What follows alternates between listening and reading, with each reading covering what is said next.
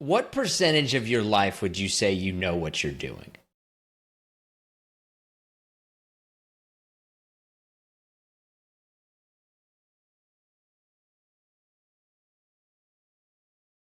%25, maybe.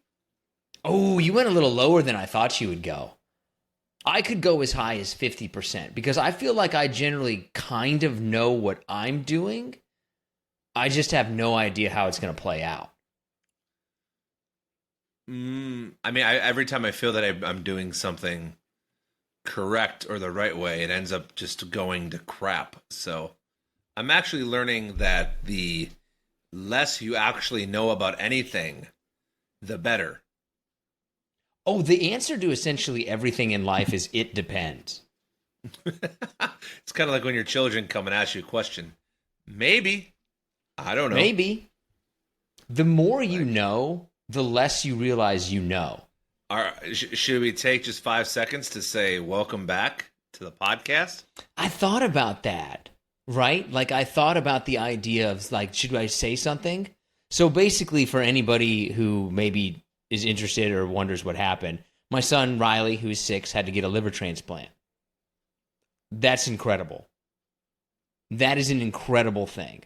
Like the fact that we can do that is like, you're going to do what? You're going to take somebody's liver out of one person and put it into somebody else's body. And the amazing thing about it was Thursday morning, he's essentially dying. Like, oh, he's dying. Friday, he's fine. I mean, he's not fine. He's had a major surgery, but he's fine. Yeah. So I just wanted to take a second. Thank everybody for the support. Thanks, John, for checking in every day. Every day. I was annoying. I was like every single day. Right? I was like the wife you never wanted, but somehow are stuck with. You know what, the whole, like, I'm not an overly emotional person necessarily, but it is amazing when you go through something. And I think that you can say having your son get a liver transplant at 6 years old is going through something, how much you really aren't alone in the world. Like, you know that you've kind of lived a decent life and been a decent person when something like that happens and you have a number of people that you can count on. And people who would just immediately like jump in to help. It's amazing. I remember asking somebody, it's like, hey, thanks for coming. And they got pissed off about it. And they were like, why the fuck wouldn't I be here? Like, why would you even say that? That is one amazing thing. Also, as you get older, you realize you're usually not alone. It's a good feeling, especially for somebody like you and I. And by the way, I do feel like I need to throw a little bit of shade at you because you are legitimately one of the worst texting communicators I've ever dealt with. You are just absolutely abhorrent. How so? Hey, Nick, how's it going? I know your boy just had a liver transplant yesterday. You don't have to respond back to me, but how are things going? A typical Nick response. I'm sorry I didn't take time out of my day after my son had a liver transplant to respond to you with the appropriate numbers of characters. That's not the... But here's a typical Nick response. Well, it was kind of short from him. He's doing okay. No big deal. What do you like? But that's also the truth. Like, you can get down to it. Like, how's he doing? He's doing all right. He's doing bad. He's doing good. Like, there's only really 3 options when you get right down to it: bad, good. What's the other one? Great. Maybe. Right? Like, he's doing all right. I was just, listen. It's yes. Did you want me to give you his bilirubin levels? Did you want me to tell you what his magnesium was? Like, his magnesium's a little high right now. I mean, my wife is a laboratory scientist. Of course I wanted all of that. Well, then you should have pressed for details. No, because I am not going to, I just wanted you to know. You're right, John. You're right. I should apologize to you that during my son, as he lay dying, I should have been more descriptive in my text messages back to you. I can only see. Hold on, son. I know that you're in agony, but John really needs a longer response on this text message. I've got to tell you, I'm so happy. So happy I'm back on this thing. This is amazing. Like, I feel like, I still have, I was wondering if I was going to lose some of the ability to annoy you. I was worried about that. Glad that that's still right there. Oh, it's Actually, the entire day today, I was like, all right, stay calm. Stay calm. Nick's had 3 months of just pent up aggression that he's just going to beat out of you tonight. So I'm a changed man. I'm peaceful. I'm at peace with the world. Sure you are. You're clearly showing it because you've changed a lot, it seems. You know what the weird thing to me is that at the end of it, you just kind of get through it. Like, you just have to keep moving in life. Like, and what's the point of thinking about what could have been? It's over. The future is the only thing that matters now. Like, oh man, the past. You can wonder about what caused it, what you could have done differently, like all those opportunities that maybe you missed, but it's in the past. Like, what's the point? You just got to move forward. I think reflection's important, but everyone reflects at a different time. How long they reflect is different. Like, I'm a reflector. I will spend evenings and nights thinking about things, as where clearly you have never been much of a reflector. I reflect on things. I think about them and try to analyze them. I just think that at the end of it, like, it goes back to the question that we started with. How much do you really know what you were doing? And you generally make the best decision you can at the time, the best decision for you. You really just have no idea how it's going to go over. You really don't. Well, I think I join all of us in saying I'm glad you're on the other end. Happy for your boy, happy for your family. But you can go fuck yourself. Well, that's not very nice. Sorry. All because I didn't respond to you adequately in a text message. I'm pretty sure I started off by saying I didn't want you to respond, but then what? You didn't want me to respond, but you're complaining about the response. I mean, if you're gonna respond. Not, no, he had like 9 surgeries yesterday, but no, it could be worse. No, it couldn't. You're going through something that very few people are going through. Well, it could be worse. He could be dead. Sure, right. It could be absolutely that much worse, but you just downplay it. You're a downplayer. I think that perspective is a very powerful thing. And the thing that I learned through this whole experience, you never realize how lucky you can be even in your unluckiness. So this is something that happens to, like, they do 35 pediatric liver transplants a year, right? Like, that's not a big amount. I don't know what the number is out of millions or whatever it is. But you think that you're so unlucky. And then you realize, like, oh, I happen to live in Seattle, which is right next to one of the best pediatric liver transplant places in the entire world. So you're pretty lucky there. It's his liver. It's not something else, like a heart transplant. For a pediatric heart transplant, like, those kids are in there for 2 years waiting for a heart. So I think this perspective is an amazing thing about, even when you feel unlucky, you don't realize how lucky you are. Like, oh man, it can be a lot worse. Absolutely could be. Could be sitting here, could be married to you.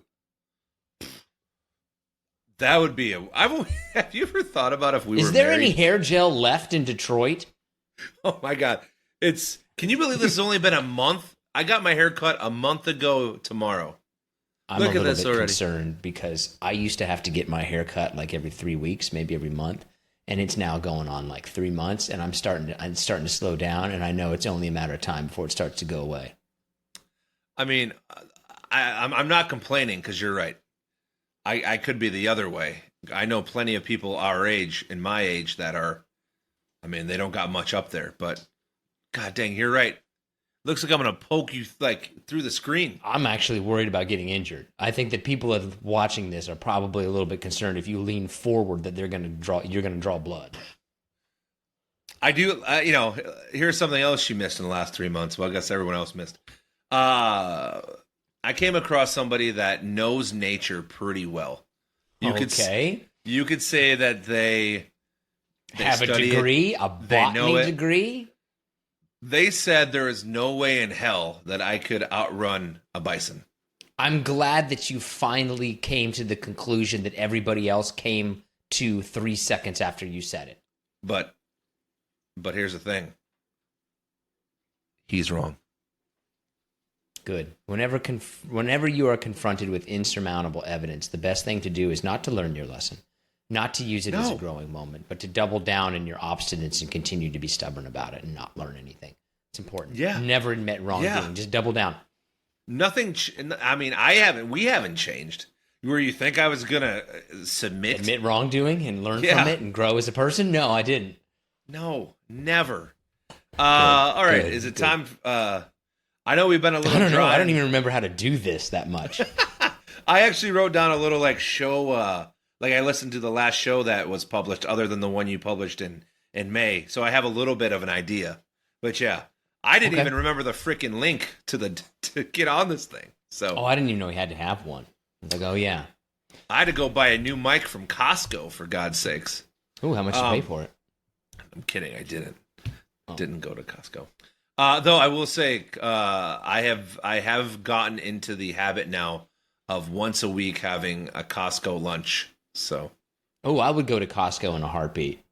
It takes nothing to convince me to go to Costco. Like if somebody just has to start, hey, you want to go to, and then as soon as they say the C, I'm like, yes. Do you want to go to Costco? Yeah. I would go to Costco to buy one thing. I don't care what it is. Just one thing? One thing. Oh, I see what you're saying. You thought I was going to say like one thing, but no, like one thing. Like a I don't need an excuse at all. 64-gallon bottle of whiskey. They do have good prices. All right, some of that stuff is ridiculous, but anyway, here's some shout outs for our return episode. Oh, that's what we do. Okay.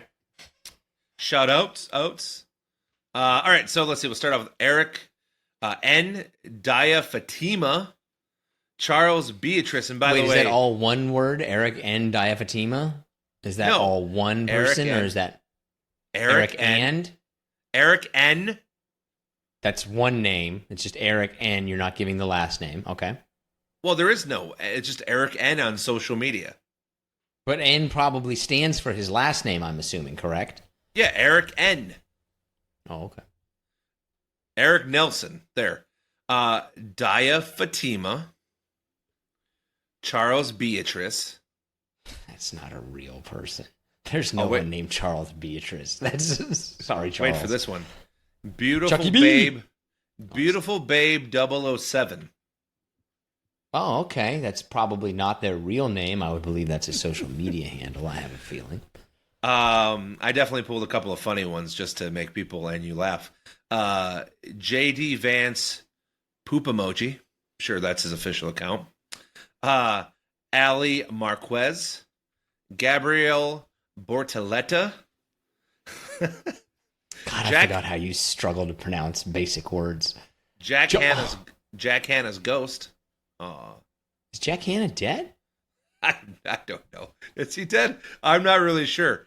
If he is or isn't, I apologize. And then we'll end here on... Jack Hanna's alive. He's only 78. Yeah, that's a young pup. I mean, like, it is now. Let's see here. Fitzy Fitz. That's not a real name. And Michael Maroney. At what age are you surprised somebody's dead? Like, they died at that age? You know, I actually had this debate because Hulk Hogan died a couple of weeks ago, as we all are aware. And it just made me think the older I get, the more that I'm just... Like, I'm to the point of my life where I'm surprised to hear somebody was still alive. Oh, yeah. I would say that I start to get surprised if somebody's in their 60s. Like, well, over 65. Yeah, I mean... start like, he was 65. Even in their 70s, I'm a little... Even young 70s, I'm like, they kind of... Like, they had some time left. I mean, really, the early 70s, they say, are like the new late 50s. Don't know if that's true, but...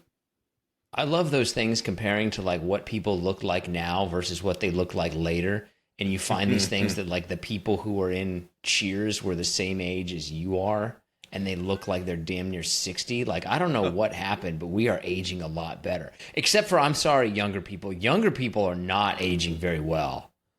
I don't know if life is just real. I think they do have a more stressful younger life than we did. I think the younger generation has a more stressful younger life than we did at that age. Only because I was literally having this conversation 8 hours ago. When I found out this morning that Woody Harrelson is only 64, I was like, how the hell is he only 64 and still alive? Oh, I would have. I mean, he looks good for 64. I mean, sure he does. Do you think do you think the younger generation has a more stressful life than, do you think that the younger generation had a more stressful life growing up than we did? No, but I do think it's all relative. So I say that it's my personal opinion. I don't think the younger generation has a harder life than we do, or upbringing. I do feel that the world that they're in is tougher, but I feel like the circumstances are not, if that makes sense. I feel like the circumstances are probably easier. Like you can kind of get the basic necessities of life easier, but I think it's harder because just as we get more people, it becomes harder for you to find out where you really fit. Where do I fit in life becomes much more difficult when there's just, now you've got to like find your own niche, and that becomes more difficult. Like you can't just be, to put it in animal terms, like you can't just be an animal that eats meat. You've got to now like find a unique niche living off of some Like, rare leaf. Like you have to, I think it becomes harder to find a place where you fit in. though I do think, anytime you have like a pandemic or something like that, I mean, that should probably automatically put that generation into the, tougher than us category. Because I literally took away a year and a half of anyone's life. And could you imagine being a college freshman having to do everything remote because your campus isn't open? I mean, like, I think you just adjust to that stuff. I think it's the pressure of just not knowing what you're going to do and how the world is going to be. Like, there's too much turmoil. We face big changes. Anyway. I mean, I feel like that's any generation. I'm getting hydrated as fuck right now. Hell yeah. And you're passed out cup. How's your basement doing? I don't know. Good? I mean, it's a basement. Like, My basement's great. I mean, it looks the same. I added tons more records. Oh, good. Now you can pose and pretend like you're a music aficionado. Do you ever get tired of being a poser? No, but you know what I've started to do, and people love me for it, is I am so hip that I know there is a digital jukebox app where I can plug in I can be at home and tap into like bar jukeboxes and play songs, and they have no idea that I'm playing them. It's fantastic. Wait, you can play them at like a bar I can be that you're not at? Sure. Like the other night, a buddy of mine owns a bar in Detroit, and I played at like 1 a.m. Backstreet Boys, and he sent me a text, and I just did it just because I was up, wanted to mess with him. Nice. And he sent me a text and said that, I know it was you expletive word I can't say. I hate boy bands. I mean, this seems like a significant loophole that should be closed. So you could just like go on to any bar that has a jukebox hooked up and play whatever song you want. Like if I wanted to play a song at Pete's Bar in Sarasota, Florida right now, I could do it. Yeah, I mean, you can't see this, but probably. But like you get this list right there. Yeah. And if they have one that's hooked up to the internet, you can tap into it and play songs. This seems like a problem. This seems like a bad idea. Like this is a loophole that's going to have to be closed really quickly. Because you could just take over the jukebox at somebody's place, right? Like let's say it was a biker bar and all you did was play Mariah Carey Christmas carols all night. This seems like something with unlimited capacity for problems. Well, I enjoy it, and I take over the jukebox every time I go out, which isn't frequent, but enough. Okay. All right. Are we, you asked, and I have delivered, my friend. You literally just did shout-outs and did nothing else. No, you asked me to deliver a CEO. Not till later? Don't you have anything else? Oh, you're phoning this in. You're phoning this in. I'm excited. I am bringing the intensity. The people want this. They need this. We're gonna have to get it sponsored again. If it was ever sponsored, Long John Silver's, call us back. All right, it's time. He's been waiting for 3 months, patiently consuming how many candles in the last 3 months? So it slowed a little bit, but we'll say probably 10 a month, so about 30.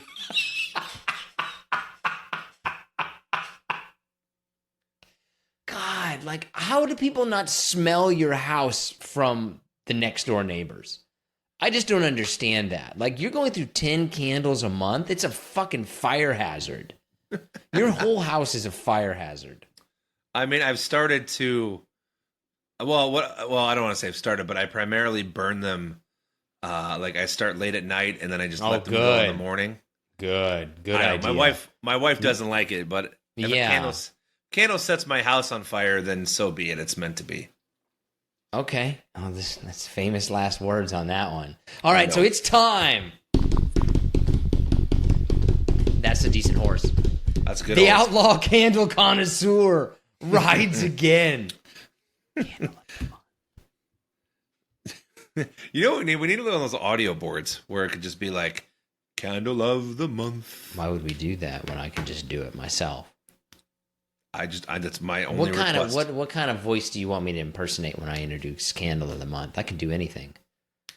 Can you give me like a good Indiana accent? Candle of the Month. I have no idea what people in CN. The only states that I could possibly tell if somebody was from would be like Louisiana, Massachusetts. I couldn't differentiate like Alabama from Mississippi. Actually, maybe Alabama does sound a little bit different from Mississippi. Minnesota. Dude, that if it wasn't a strong regal, I could never be like, you're from Colorado, aren't you? Hey there, buddy. You from West Virginia?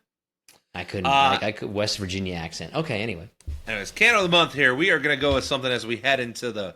Can you believe we are already heading into the fall months? Yeah. Can't believe it. Can't believe it. Can't believe it. I can't believe it. I don't care what amount of time somebody is describing. I can't believe it. If somebody said, can you believe it's been this amount of time? If it's been 5 minutes, it's been 10 years, it's been 2,025 years, no matter what description of time somebody is applying, I can't believe it. Can you believe it's been 5 seconds? Can you believe it's been 22 minutes since we started recording this? Can you believe it's been 40 years since you were born? I can't believe any of it. I cannot believe any unit of time. Time is just a construct, my friend. I don't know if that's real or not, but whatever. Exactly. It's just all dimension, right, so I believe. For all of you candle connoisseurs out there, we're going to go to an old classic of mine. And you're going to do your first candle of the month in 3 months, and it's going to be some recycled piece of shit? No, the company. Oh, okay. Not the... Jesus, can you calm down? It's good to see that your anger has taken us a step back. You seem really calm. So we're heading over to Goose Creek, GooseCreekCandle.com. And our candle of the month this month is going to be the Witch's Cauldron 3-wick candle. And it's on sale.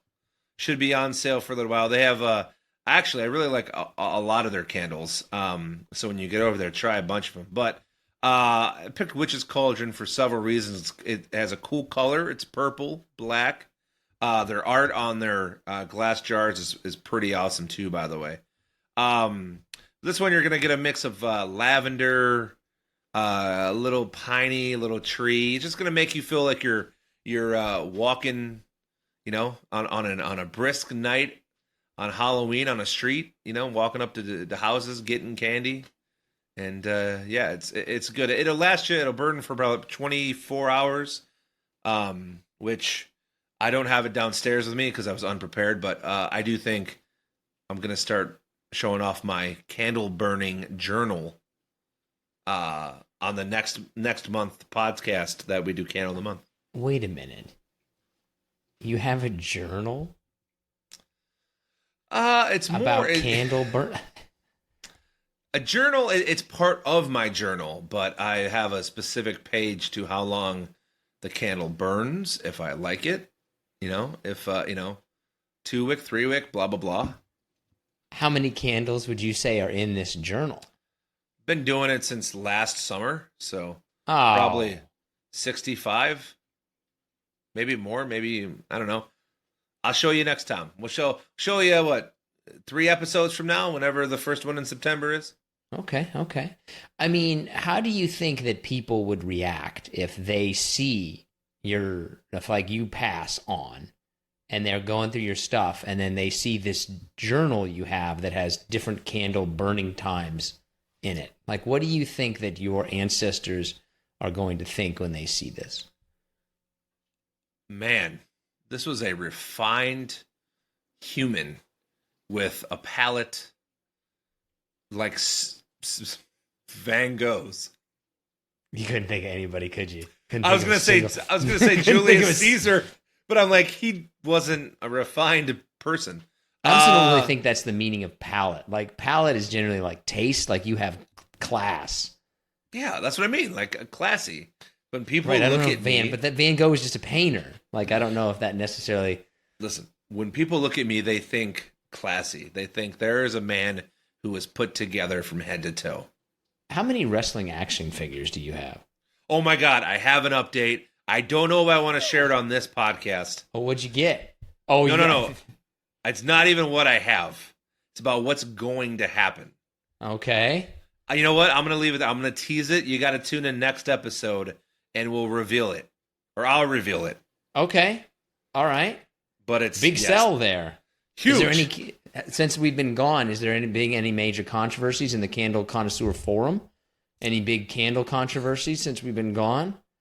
Yeah, there's been a few, actually. But a couple, I mean, obviously, given our current administration in the White House. Oh, my God. There's some candle tariffs. Ooh. Yeah, the tariffs have wax comes from all 7 continents. Well, not Australia or Antarctica. But, there's no wax in Antarctica, yeah. Yeah, but nothing crazy. But okay. How many comments do you think you've left? In 3 months, probably 20. Nothing wrong with that at all. It's not that you're so into candles. It's like, why aren't you doing something with this? I wish I had something that I was as interested in as you are interested in candles. I feel like you should be doing more with this passion that you have instead of just sitting around fucking sniffing the air. What am I going to do? Make a TikTok channel? I don't know. Make your own candles. Teddy bear sniffs candles? You could be doing something. Big Bad John, the candle connoisseur. Candle looks small in his hand, but big in his heart. Like, I mean, something. Like, there you go. No, I'm actually, you know what? I've taken a break from social media for the most part, and it's been very refreshing. So, okay, all right. Are you ready for our top 5? Maybe. So our top 5 is top 5 cars with the worst drivers. Obviously, we're going to be stereotyping a lot. There's no actual scientific research in this. It's just basically like, I see a bad driver. They seem to be driving these types of cars a lot. It's your number 5. Yeah, I'm stereotyping. And my number 1 may piss off some of our most faithful supporters, but I'm going to go with it. So my number 5, I feel like this should be higher, but I have some pretty good ones on my list.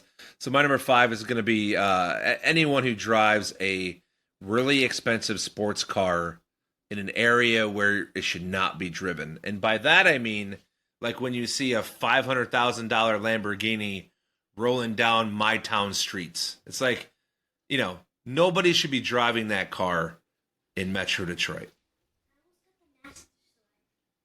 Oh, my son almost got the Master Sword in Zelda.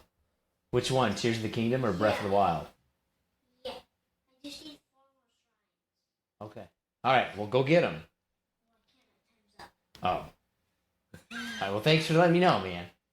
You know what? I take that as a great honor. I take that as a great honor that when one of your children does something, the first thing they want to do is tell you about it. So you should always listen.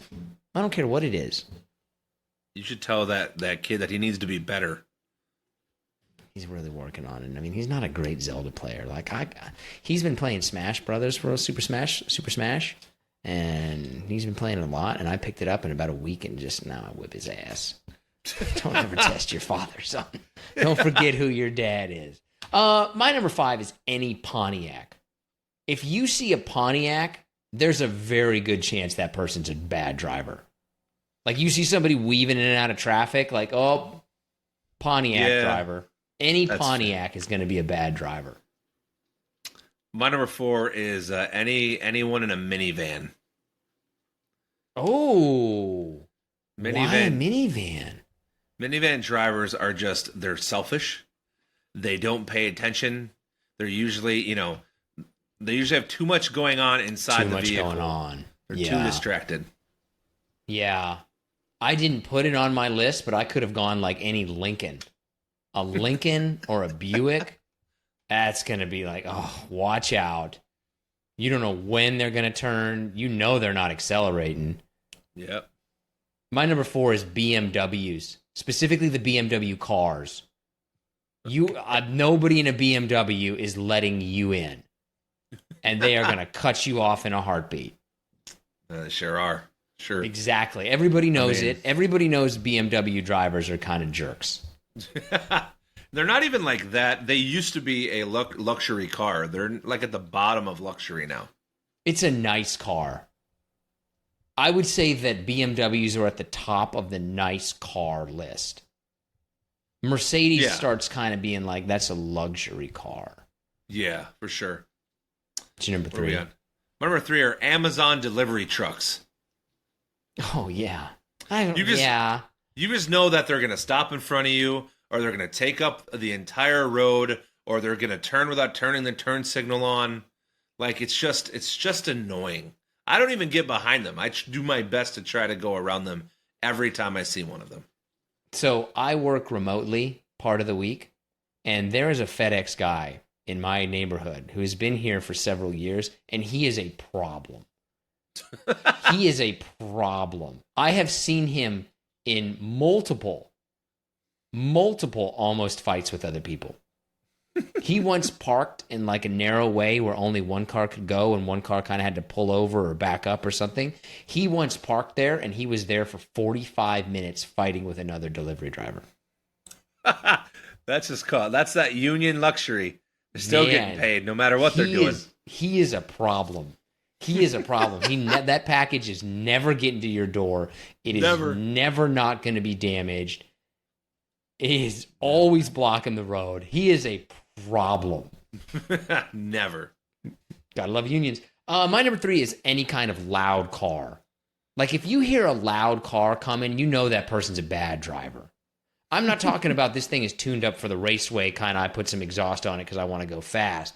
I'm just talking like if this car is just making a lot of like loud noise, like it doesn't have an exhaust on it, or you thought it'd be cool to like take off the muffler, like that's going to be a bad driver. They're just warning you to stay out of the way is what they really are doing. Yeah. I mean, it's God forbid you look at one of the cars too, because they probably have a dent or they're smashed up or they have tinted windows where you can't see. Yeah. Just stay out of the way. Just don't even try. You got to watch out. What's your number 2? I wrote down like metro transit buses, but like public transportation buses, like DDOT, MDOT, those kinds of buses, because they don't give a shit. Like they will pull out in front of you. They will stop to pick people up. Like the ones here in Metro Detroit, when they have someone that's going around to like the other side of the road, they don't even put flashers out half the time. Like you don't even know what's happening. Oh, I mean, I live in Seattle, which puts a big emphasis on public transportation. I feel like they're pretty good drivers, so maybe it's just a Detroit thing because the entire city is crumbling. Yeah, we're losing our mayor, too. Are you? He is. He's running for governor as an independent write-in candidate. Who does that? Okay. All right. My number 2 is Nissan Altima drivers. If you see somebody blasting past you 20 miles an hour over the speed limit, I guarantee that's going to be somebody with a Nissan Altima. They are menaces on the road. It's like a license to be a menace. Yeah, that's very specific for a Nissan Altima. Specifically a Nissan Altima. I really had a hard time not putting it as my number 1. Oh, I think number 1 should be unanimous for sure.